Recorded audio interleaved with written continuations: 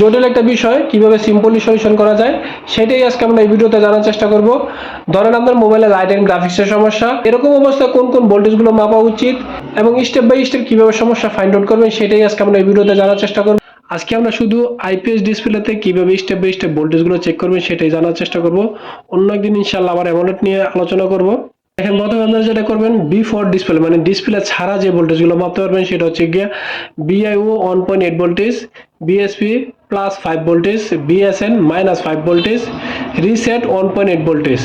After display অর্থাৎ display লাগানোর পরে যে ভোল্টেজগুলো আপনারা চেক করবেন সিএবিসি অথবা পিডব্লিউএম ভোল্টেজ যেটা কিনা 1.8 voltage from LCD if not come change display, যদি এটা না আসে তাহলে সেই ক্ষেত্রে আপনারা ডিসপ্লে চেঞ্জ করবেন।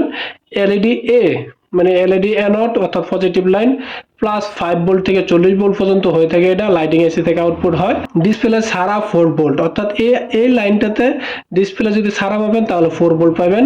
এলইডি কে আপনারা -2 ভোল্টেজও থাকতে পারে, আবার গ্রাউন্ড লাইনও থাকতে পারে। আইডি লাইনে ভোল্টেজ থাকবে না, এখানে আপনারা জিআর পাবেন 300 থেকে 2000। টিই লাইন সিপিইউ থেকে আসবে, এখানেও জিআর 300 থেকে 2000। মিপি লাইন তো আপনারা জানেন যে ডিসপ্লেতে 10টা মিপি লাইন থাকে যেগুলো প্রোটোকল লাইন বলা, এই প্রোটোকল লাইনে 300 থেকে 500 জিআর পাবেন।